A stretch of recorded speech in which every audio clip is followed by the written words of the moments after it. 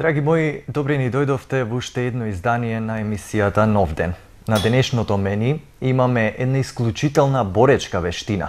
Малку ќе се повозиме со велосипед, а ќе дознаеме и како најдобро да се справуваме со секојдневниот стрес. Затоа бидете со нас. Во денешната емисија, во денешното издание на Нов ден, ќе ви ја представиме боречката вештина која ни светот носи статус на филозофија на живење. Поблиску со каратето ќе не запознаат интернационалните борци и членовите на Охридскиот карате клуб Шидокан.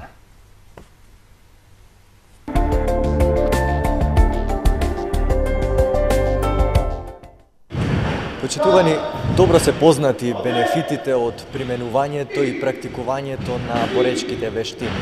Но се чини тоа најдобро го прикажува боречката вештина од јапонско потекло каратето. Не само што е добра за физичкиот развој, туку секако помага и во психичкиот развој пред се на децата кои што го тренираат овој вид на спорт, меѓутоа и генерално за сите и за оние возрастните кои што се занимаваат со карате. Сега, на кој начин каратето помага и дава бенефити за човечкото тело и за психофизичкиот развој, ќе ни објасни карате инструкторот Глигор Глигуровски од карате клубот Шидокан од Охрид. Глигор, ајде прво да кажеме она што најпрво го споменавме. Како каратето помага и придонесува во психофизичкиот развој на една индивидуа? Придобивките од карате тренингот се многобројни. Прва е психофизички развој на учениците, физичко здравје, цврсто тело, издржливо тело преку физичкиот тренинг на карате, потоа психичкиот развој го опфаќа менталниот дел, каде што ученикот преку физичкиот тренинг стекнува самодоверба. Таа самодоверба влијае позитивно на изградбата на карактерот на самиот ученик кој што тренира карате. Понатаму, покрај психофизичкиот развој, значи важна е самоодбраната, аспектот на боречката вештина кој што служи за самоодбрана на ученикот.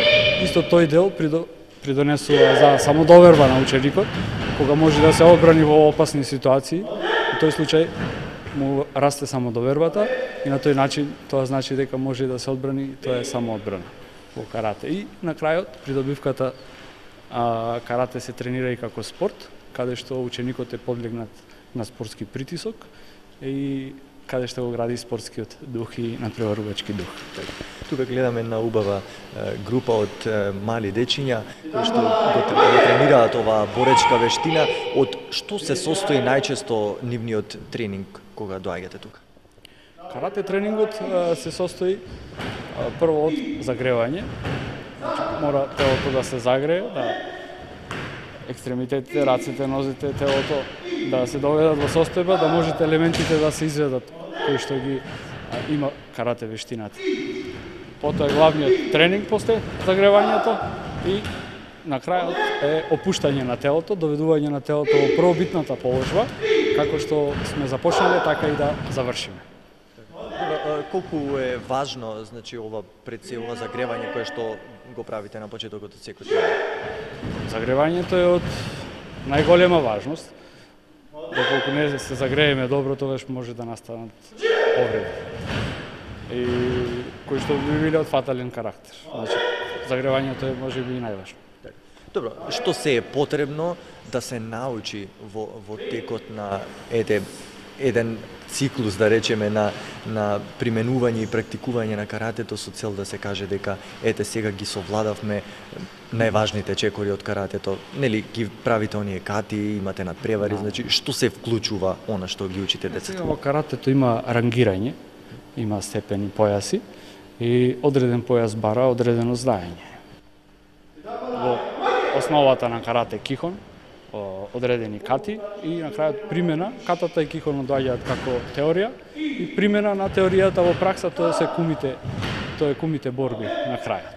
Значи во сите овие три области ученикот треба да ги задоволи критериумите на испитувачот за да го стекне одреденото знаење. Сега што спомна циклус, каратето се тренира, има изрека, карате е за цел живот и не прекинуваме да учиме, секогаш сме ученици, нема крај знаењето.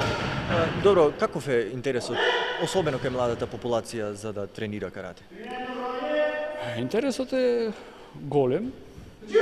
Кај малите сакаат да се врзат за нешто, особено децата, кога ќе се врзат за тренинзите и тогаш остануваат години да тренираат во карате клубот. Сега, нашиот клуб е интернационален, критериумите се малку повисоки и тие што се помалку заинтересирани не успеваат да издржат да останат на тренинг, но како што гледате оваа група, успеале да обстојат и може сами да процените за квалитетот на нивното тренирање, како изгледа. Карате клубот Шидокан важи и за трофеен клуб. Каде последно имате настапувано, со какви одличија се вративте?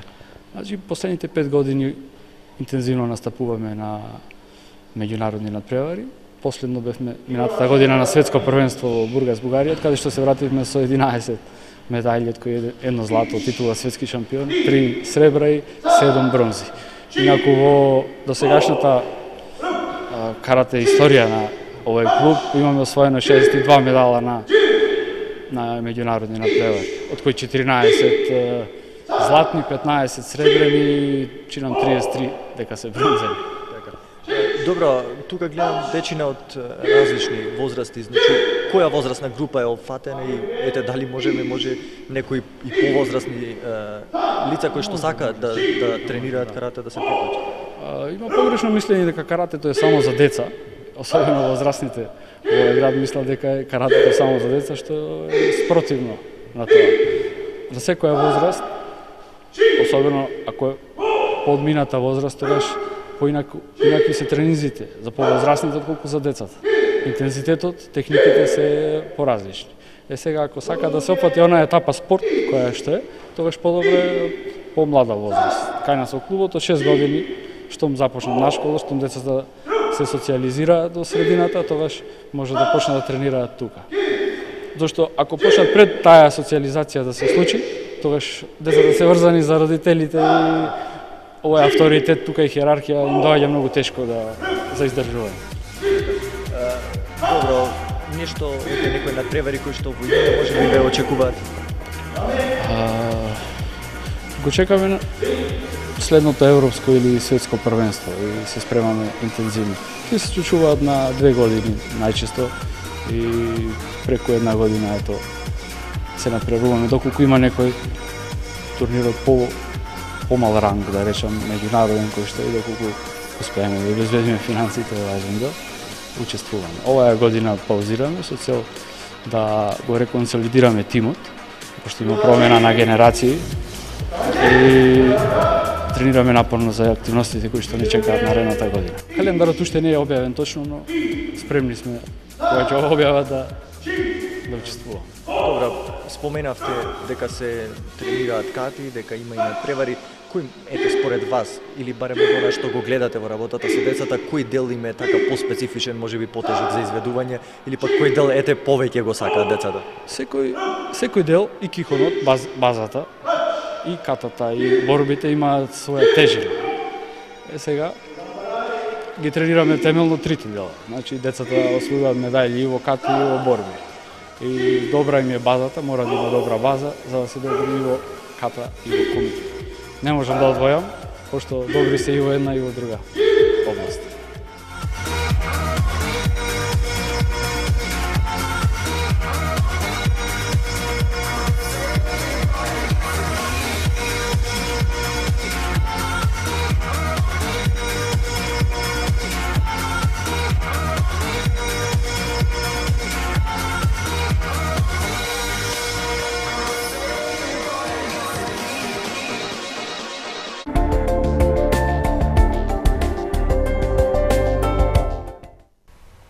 Иако е неопходно, физичкото здравје не е единственото кое му е потребно на човекот.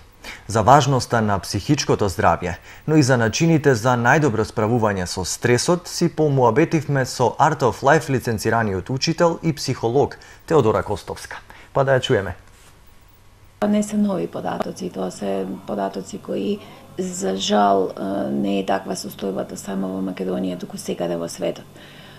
Огромна е бројката, ако кажеме дека над 30% од популацијата во светот страдаат од депресија, инсомнија анксиозноста да не ја спомнуваме, нели, тоа децата веќе го имаат, затоа што се манифестира во сите агресивни форми на кои сме сведоци. Така да таа бројка за жал е таква каква е, и она што навистина многу сакам да кажам и да укажам впрочем е дека антидепресивите не ја решаваат состојбата. Хемиската, односно терапијата фармаколошка може во некоја блага форма да во моментот на акутна состојба помогне, но таа не ги решава проблемите, односно причините за таквите состојби, само ги маскира симптомите и ја одлага агонијата на оној кој страда од таква една состојба. Би рекла повеќе, да, би требало да се работи, сега како психолог зборувам, не? Би требало да се работи многу повеќе на себе. Да се враќаме звучи малку страшно, но тоа е решението, по мене барем. Да се вратиме назад во себе, да обезбедиме интроспекција, значи пат во себе, за да бидеме во допир со својата внатрешност, да се активира затоа што нашата интуиција која ја имаме внатре во нас, инкорпорирана во целовитоста на човековото постоење, се развива. Оној што се занимава со себе и ја развива таа, тој ќе може да најде, односно ќе биде емотивно интелигентен и ќе има секогаш решенија, ќе има начини, ќе ги има правите зборови во право време, правите солуции во право време, она што зборуваме, нели, да си во право време на право место. Да, тоа е да си во допир со својата внатрешност, да може стабилно, хармонизирано, синхронизирано ги решаваме проблемите, односно на проблемите да гледаме како на предизвик. Ако две опции се во природата кога човек ќе се најде во една таква стресна ситуација, особено кога е тоа страв во прашање, или да се укочи, тоа е најприродната реакција, или да бега. Тоа се две манифестации што се случуваат. Чи она што се вика внатрешен капацитет и еластичност, значи да таа линија се помести, не се укачуваме, не се блокираме, не се распаметуваме, туку да во тој момент знаеме како да ја решиме, да го решиме проблемот, предизвикот, што веќе животот ќе донесе, изненадувањето што животот ќе ни ги донесе. Така, добро, тоа што голем број македонци, или како што кажавте, тенденцијата и во светот е таква, тоа што прибегнуваат кон употреба на фармацевски, значи, средства за да се справат со стресот, дали тоа значи дека едноставно најголемиот дел од луѓето го бираат бегањето од проблемите од секојдневието во споредба со она што вие предлагате дека треба да Да. За жал, јас исто така нека не ми биде забележена, односно замерена. Има една интенција, ајде да кажеме кај нашиот народ, да посегнеме по лекови, односно по апчиња, и да тука се заврши работата, да се прекинат симптомите што ги чувствувам. Интолерантноста на болка е огромна. Секој лекар ќе ви каже дека има болка, имаме индикации што да правиме. Кога немаме болка, веќе нема индикации што треба да се направи, што да се превземе. Чи болката е корисна до еден одреден степен, до едно одредено ниво, до кое може индивидуата да ја издржи. Потоа таа поминува во нешто друго и веќе станува проблем сам за себе. Некако во целиот овој технички свет во кој живееме, се она што ни се случува како лагодност, така многу лагодно и комотно се однесуваме и со себе си, за жал. Сакаме на брз начин да заработиме, на брз начин да се обогатиме, на брз начин да стигнеме до лагодна, комотна ситуација. Тоа на подолга стаза по мене е анестезирање, доброволно. Кога вие, односно кога човек сам ќе одлучи да ги затапи сите своји инстинкти, сета своја креативност, сета своја имагинација, соништа. Че да се сонува е најубавата работа. Да се сонува, сега не можеме исто така да не одиме во крајност, не да седиме само и да сонуваме, не. Туку она што го сонуваме да го ставиме во функција за да стане наша реалност. Да се стави се она што е потребно за да навистина се исполнат соништата. Тоа значи активност, тоа значи динамичност, тоа значи ангажирање, тоа значи дејство. Ние ако би можело по линија на посла подбор да не направиме ништо, а многу да добиеме. Тоа никаде, никогаш, никој го...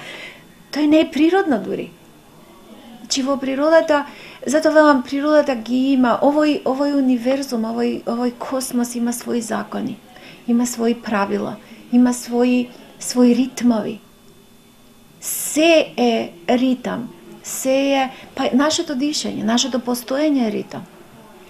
Индикатор на тоа дека сме живи е нашиот здив, односно вдишуваме и издишуваме. Тоа се тие ритмови. Не можеме само да вдишаме и да останеме така.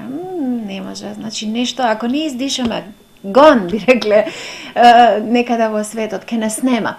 Исто така, ако издишаме и нема ново вдишување, е завршена работата со нас. Така да, има начини, постојат начини.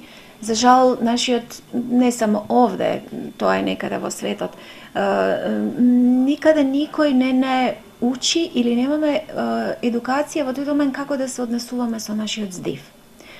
А всушност здивот е тој кој прво е огромен ресурс на животна енергија, второ и е некој кој, односно нешто со што можеме, доколку свесно се однесуваме со нашето дишење, да управуваме со нашите емоции, затоа што секоја емоција има кореспондентен ритам во здив. Најдрастично како дишаме кога сме лути, или тоа е она плитко, брзо, ти се собира лицето, се грчиме. Тоа е индикација на една анксиозна состојба внатре во нас, дури и на најтанано ниво. Кога сме тажни, како дишаме, колку е вдишувањето длабоко, издишуваме уште подлабоко, дури сме во издишување долго, не? И како дишаме кога сме среќни, кога сме радосни, просто голтаме воздух, го нема издишувањето. Од тема кога би знаеле како да се однесуваме со нашиот здив, веќе ја вртиме работата обратно. Преку ритамот на дишење, ние ја синхронизираме, односно ги хармонизираме нашите емотивни состојби или нашиот емотивен систем.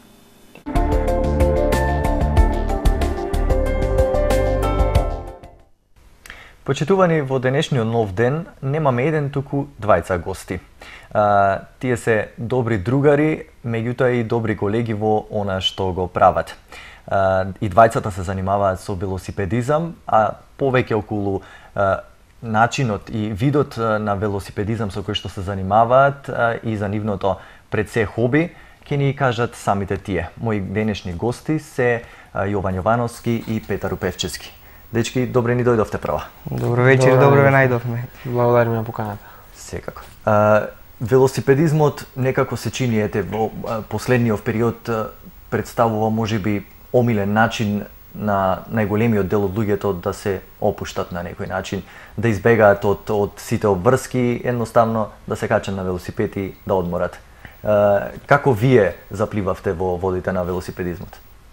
Па нормално, како секој мало дете, уште од најрана возраст, секој нели има велосипед, но она права љубов спрема велосипедизмот и сакањето, желбата за да се постигне нешто повеќе ја добив пред околу 5 години, кога почнав да возам малку така да речам, не по професионално, тоа уште беше како рекреативно со моите другари до Коњско, до Велесто, до Рамне, така малку колку да се раздвижиме, колку да избегаме од ова наше секојдневно сивило, да речам. Но по иницијатива на мојот татко, ајде да пробаме на една трка. Отидовме, прва трка ми беше трката во Газиба во Скопје. една трка, две, три, дојде до ова денеска што сме дојдени. Така. Петар, каде тебе ти се јави љубовта кон велосипедизмот? Јас од уште најмала возраст почнав да изразвам љубов кон велосипедизмот, но пред 4 години почнав да се дружам со Јован и со многу други другарчина, кои разбрав веќе дека имаат што почнаа да се занимаваат попрофесионално со велосипедизмот. Пробав, купив нов велосипед, не од висока класа, нормално за почеток, многу слаб. Пробав со нив, ми дојде интересно, пробав и јас на трка, направив некој почетен успех, задоволен за тоа. Почнавме со тренинзи, почнавме со многу подобри велосипеди и стигнавме до некој успех што сме денес. Така. Добро, верувам дека уште од самите почетоци, од кога започнавте да се занимавате со велосипедизмов, си ги имавте оние училишни обврски кои што така големи се и обемни. Да. Од тој аспект, што велосипедизмот представуваше за вас во тие денови, да речеме? Задоволство, чист воздух, љубов кон природата во секој случај, после желба веќе за трки, за успеси, за тренинзи поголеми. Така, добро, и двајцата сте членови на велосипедскиот клуб Екодром. Какви беа вашите почетоци таму? Ете, кажавте дека постепено, меѓутоа спонтано се јавила љубовта, меѓутоа ете кога почнавте малку попрофесионално да влегувате. Кога почнавме и првиот клуб што е оформен веќе во Охрид е прв Екодром, тоа што кога почнавме пред некои добри 4 до 5 години немаше ни друг клуб. Значи бевме приморани да почнеме таму. Пред тоа беше Александар Јовановски председател, сега уште е председател на клубот. Почна да не тренира тој како прв тренер, значи да ни покажува некои правилни дишења, правилно возење на велосипедот, стоење на негово лично искуство. Да. Почна да ни кажуваат некои работи, почнавме да го слушаме, исхрана нормално, најважен дел на еден спортист е исхраната за успех. Исхрана, тренинг, малце школа. Малку повеќе велосипед? Да, малку повеќе велосипед. Добро, колку е важно за дечки кои што сакаат да се занимаваат со велосипедизам и се наоѓаат на портите, да речеме, од професионално занимавање со овој спорт, постоењето на еден организиран начин на спортување, односно постоење на тој велосипедски клуб во кој што членувате?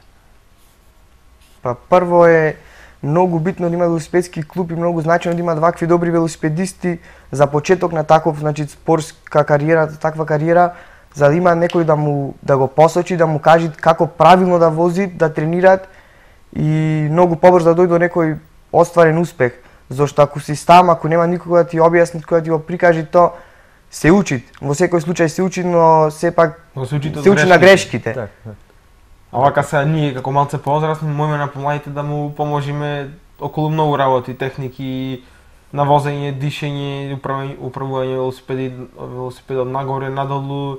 Има многу различни, не е баш така просто. Ние сме едни од првите што почнавме да го шириме велосипедизмот и го имаме тоа поминато многу лошо, да речам, од една страна многу добро, зашто сепак кога се научи на твојата грешка вториот пат ќе го направиш многу подобро нешто, тој и затоа.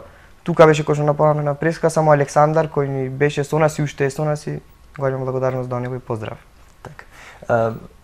Добро, обично луѓето велосипедизмот го замислуваат како еден единствен спорт, меѓутоа тој во себе има бројни дисциплини.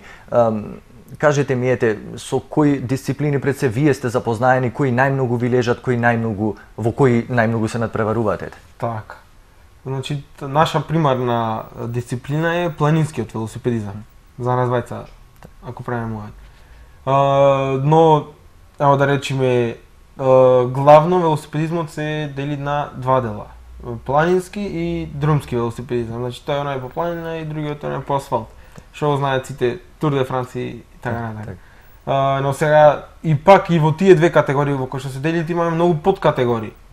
Во планинскиот велосипедизам имаме се дели на хронометар, односно вртење на една патека за сам по сам возач на одредено време. Имаме крос-кантри елиминатор, имаме крос-кантри олимпик, имаме крос-кантри маратон. Тоа се многу најразлични дисциплини во кои што ние сите ги возиме, затоа што сите има некоја сличност, но сепак се сите различни. Ево Петар, нека кажеш нешто за друмскиот. Друмскиот велосипедизам значи се дели на три по така груби гранки. Имаме една општа друмска трка која се состои од горе, долу, рамнина и така. Имаме хронометар кој што стрнува сам по сам и се мери време на одредена патека. Имаме тимски хронометар кој се тргнува по 6 души, исто така се мери време.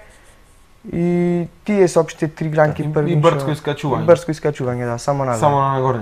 Така, добро, кажавте дека задоволство ви е и дека се воено и се надпреварувате и ги возите скоро сите видови на велосипедизам, меѓутоа ете лично која најмногу ви се допаѓа и која можеби ви е најпредизвикувачка или најтешка за возење? Онма би рекол планинскиот велосипедизам. Ради многу причини. Прво, цело време сме во природа, си ги запознаваме нашите убавини во нашава земја, за кои што за жал многу луѓе не знаат што имаме горе на нашава Галичица и покрај тоа што живее долу во града во подноживана планина. После тоа планинскиот велосипедизам е малку поекстремен, што значи малце поќе адреналин во тебе, поинтересно е за возење и поголем ризик во секој случај. Да, сега тоа сакам да кажам. Секако, доколку дојде до некаква несакања белја, да речеме, да паднеме или нешто, сепак си сме само ние криви. Додека пак во друмскиот велосипедизам, кој што не многу го љубам, таму не може да си само ти крив ако ти се деси нешто, затоа што собрајќи на патиштава кај нас, сите знаеме како возат нашиве возачи, дека нема никаква велосипедска култура, не пропуштат велосипеди, ич не му е гајле, едноставно не гледа дека има велосипедист на патов и си се понашаат како да нема ништо. Така. Во друмскиот велосипедизам многу е битно да имате еден тим, кој тим сите цел тим од 6 до 7 души може и повеќе работат само за еден за на крај да победит. Каде во планинскиот го нема тоа, секој сам колку што може, колку што имаат сила, тргли на старт, заврши на финиш, се знаат кој е кој, значи немаат помош, немаат ништо. Така. Во друмскиот тоа не е возможно. Така, добро, велосипедизмот се релативно важи за поскап спорт, бидејќи самите велосипеди значи чинат многу. Добро, вие сами си ги одржавате или? Па секако нормално сами, немаме некоја да речам поголема помош од државата или локалната самоуправа, што не е баш многу убаво. Нормално нашите фамилии, мајките, татковците се грижат за нас и за сите тие средства кои ги вложат. Дека чини многу. Чинит, ево една голема благодарност до продавницата за велосипеди од Скопје Bikestoп.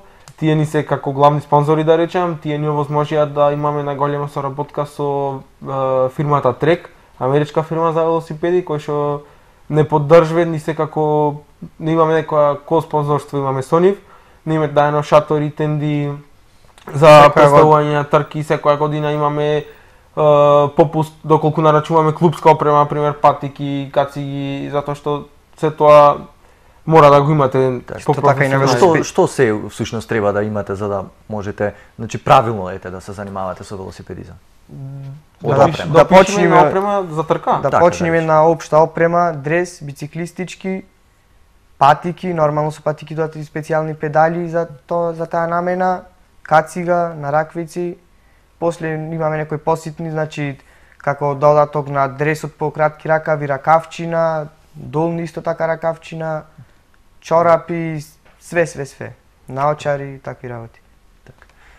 Добро, клубот Екодром важи за еден од подобрите, ако не и во самиот врв на македонскиот велосипедизам.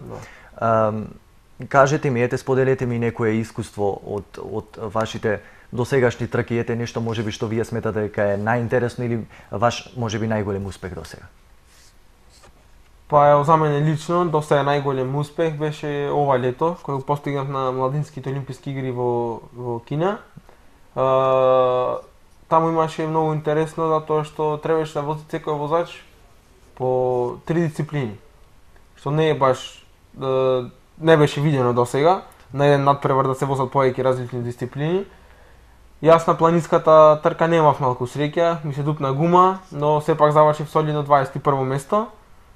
На крос-кантри елиминаторот, тоа е дисциплина каде што се тргнува по 4 возачи во група.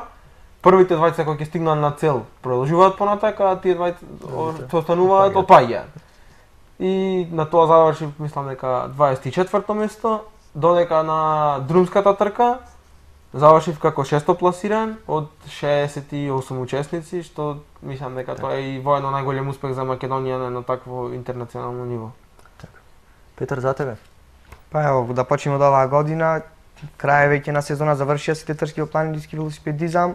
Можам да се пофалам со вице шампион во планински велосипедизам во 2014 година, ланска година во 2013, трето место на Балканско првенство, 52 на светска ранг листа, значи успеав да се рангирам лани во 2013 година. И уште многу бројни успеси. Така, добро, календарот за велосипедски трки во текот на годината ви е веројатно познат. Ете, од оние трки или надпревари кои што се одржуваат. Да, од минатите години, нормално, секој клуб што прави трка се труди да направи некоја традиција. Секоја година да се повторува трката и со секоја од година во година се збираат повеќе луѓе, одат повеќе луѓе на таа трка помасовно и се помасовно. Ево еден таков голем настан што морам да го пофалам клубот Енерџи од Скопје е маратонот во Маврово. Тоа е една голема манифестација која што од година во година се на понадворешно и понадворешно ниво, не е поиќе само регионално. Ево оваа година имавме гости од Кипар, Грција, Бугарија, Србија, од Косово имавме една екипа. Добро, колку е важно да се надпреварувате не само во нашата земја или не само против македонски велосипедисти, туку и да имате некои велосипедисти кои што доаѓаат од надвор. Така. Па, први не важно тоа затоа што за да се пробијат еден добар велосипедист и да стани на нешто на светската ранг листа мора да учествуваат и на многу бројни такви манифестации каде што цел свет едноставно собран на едно место, има една трка која да речеме клучна трка за да се одбери најдобриот и такви работи. Затоа почнавме од пред 2 години, во 2012 година, прво Австрија на европско првенство на кадетско, значи, тоа бевме кадети до 16 години. Почнавме од тука и мора да се пробиваме и на шо повеќе трки учествуваме во светот, значи во една година, тоа повеќе се собираат бодови и се искачуваме на повисоко ниво на светската ранг листа. Како држава. Така, каде се наоѓаме? И како држава и како велосипедисти. Во моментов јас лани на светскиот шампионат во планински велосипедизам кој што се одржа во Јужна Африка, Македонија пласирав како 34-та. Од целиот свет, значи, од сите држави во светот Македонија лани беше како 34-та во планински велосипедизам. Така. Добро, ајде кажете ми од оние трки кои што се одржуваат во нашата земја, и самите споменавте дека постојат прекрасни места кои што најголемиот дел од луѓето за жал не ги имаат видено, која можеби трка или кое место ви оставило најголем впечаток? Да речете, еве, стигнав овде и не ми се верува дека ова место е дел од нашава земја. Секој врв кој што ќе го искачуваме со велосипедот, ни го кажи тоа. Не ми се верува дека стигнав до овде, едва чекам да слезам надолу. Затоа што поинтересно е малку слигувањето надолу. Некои места што би можел да ги одвојам, нормално влюбен сум во нашава планина што си имаме Галичица. Мислам дека едно на најубавите планини што ги имаме во цела Македонија, ја имам прошетано цела Македонија, значи скоро на сите планини сум качен. Мислам дека кога Галичица немат толку убава. Задне се би ја напоменал Бистра. Има таму еден добар маратон од Попова шапка до Маврово, 110 км мислам дека е, се возат околу 8 до 10 сати, рекреативна тура. Доста интересно. Друго, маратон во Маврово, како што ви го кажав, таму имаме 3 различни маратони, мал, среден и голем. Големиот маратон е, мислам дека 92 км, а со еден круг на маратонот се прави висинска разлика од скоро 2000 метри. Значи тоа е многу тешко, маратонот е доста јак, солиден. Исто така маратон на Попова шапка, исто добар, енергичен. Така, добро, споменавте дека, ете, особено затоа што и двајцата, значи, возите и планински велосипедизам, колку е тешко да се совладуваат пред се тие висински разлики кои што ги споменавте? Имате посебни тренинзи за тоа да може да се постигне? Пред се е тренингот, значи, правиот тренинг, правилната исхрана која што напомена преска Јован, со многу труд, со многу посветување на тој спорт, то све се Најпрво совладува. желба за тоа. Да. Затоа што ако немаме желба и ако немаме поттик сами да си се тераме, мислам дека никој нема мене да ме натерат да направам нешто ако сами од него сакам. Добро, ја споменавте желбата и поттикот сами себе кој што се го Да. давате. Каде се наоѓа Македонија во светскиот велосипедизам во однос на условите кои што ги имаме, во однос на поседувањето на адекватна опрема, во однос на поддршка која што велосипедистите, особено младите како вас ја добиваат? Можеме да кажеме дека за жал сме некаде скроз на крајот. Може би не на крајот, но Тука негде. подолу од средина во Да. секој случај, не е многу нарно, ама се подобруваат. Морам да пофалјам градов, многу сум среќен од кој се оформи клубов и покрај тоа што не се членови во нашиот клуб, имаме многу велосипедисти, многу рекреативци, секој ден гледам се појки и појки луѓе на велосипеди, солидни велосипеди кои што одат до Пештани, до Радожда, до Светинаум, Крукче околу езеро, се собира така никаков клуб, значи само иницијативно се собира 20 луѓе денес кои има околу езеро. Многу ми е мило ради тоа. Така. Едноставно се радувам затоа што велосипедизмов просперира, расти, се зголем вид број на велосипедисти и се надеваме дека еден ден ќе имаме некоја велосипедска култура слична на Франција или Италија и кај нас. Така. Добро, ете ги споменавте тие само иницијативни, да речеме, собири кои што особено онаа која што ете и минатава, односно оваа година всушност ја имавте онаа тура околу езерото. Како настана тоа? Да, па турата околу езерото ја правиме секоја година на 21 јуни, кога е денот на езерото и воено роденденот на нашиот клуб Екодром, затоа што на тој ден е формиран. Така да поиќе настани се поклопуваат на тоа. Пред 2 години мислам дека имавме и дури професионална трка со отворени граници околу целото езеро. Тука во соработка со нашиот град Охрид, градот Струга и Поградец. И Поградец од албанска страна. Пред Со 2 години помош од успеавме сите. да организираме трка. Ние бевме организатори на трката Екодром. Стартот беше во Струга, исто така и целта. И успеа да ги отворат граници, да поминуваме, значи без заставаме, без прекин, да нема такво ништо. Така. Добро, ете, споменавте дека клубот Екодром постои повеќе години.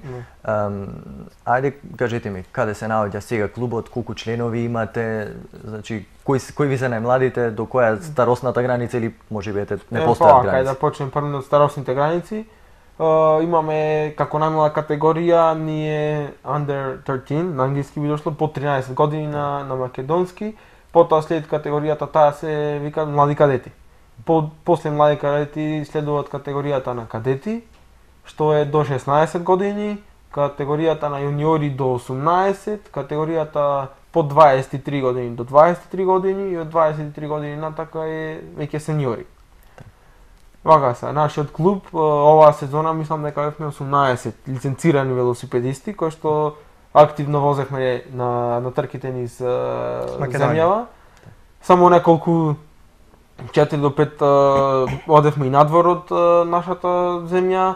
Лани имавме на 3-4 наврати и по повеќе велосипедисти дојме, се нормално.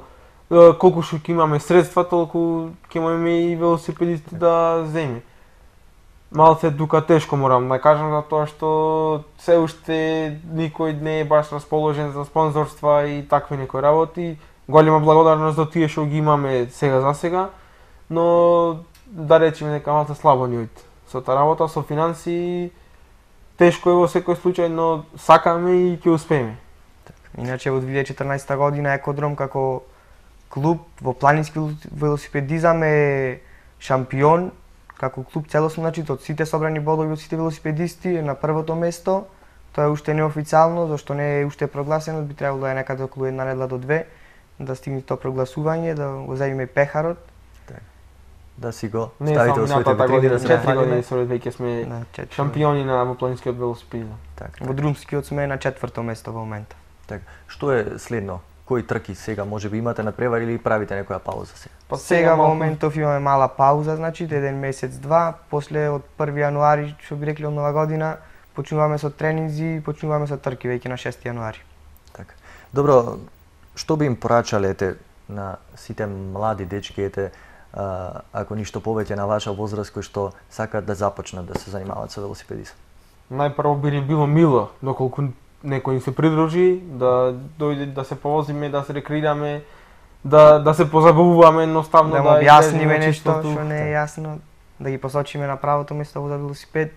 Би биле многу благодарни доколку дојде нови дечиња кај нас во клубот. Нормално за развивањето на клубот, затоа што не сме само јас и Петар, мораат нормално секоја година да има нови дечки за да се одржи клубот во некој развој, да не почне сега да стагнира, не дај Боже да заумре. Нема да го дозволиме тоа, ќе се трудиме се поиќе луѓе. Клубот е отворен за сите, што може ќе поможи во секаков вид, во вид на опрема, во вид на велосипед, да го сервисираме, да го направиме, да му дајме некој нов што можеме да дајме. Не мора да е некоја висока класа за почеток, да е добар, да му објасниме све, да излеземе еднаш два пати во неделя кога сме ние послободни, кога имаме празни тренинзи.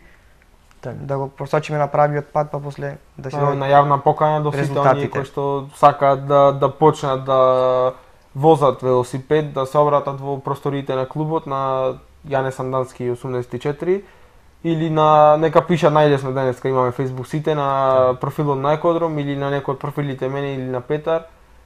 Ќе не најде лесно, ако саке да не најде, ќе не најде.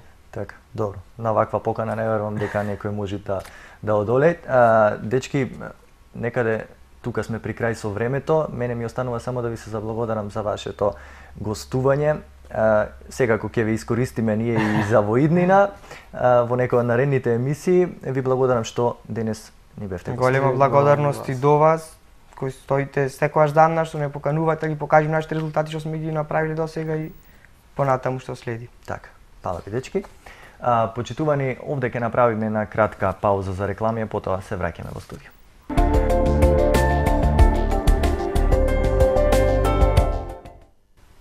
Кој рече дека возењето со метро е досадно и еднолично? Тој што го рекол тоа најверојатно не се возел во неверојатниот метро систем во Стокхолм, Шведска.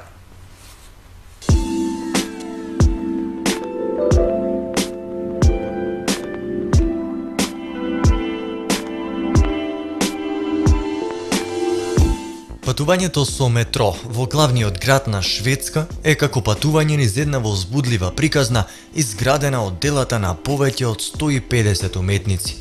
Со своите 110 километри должина, подземниот железнички систем во Стокхолм се смета за најдолгата изложба на уметнички дела во светот.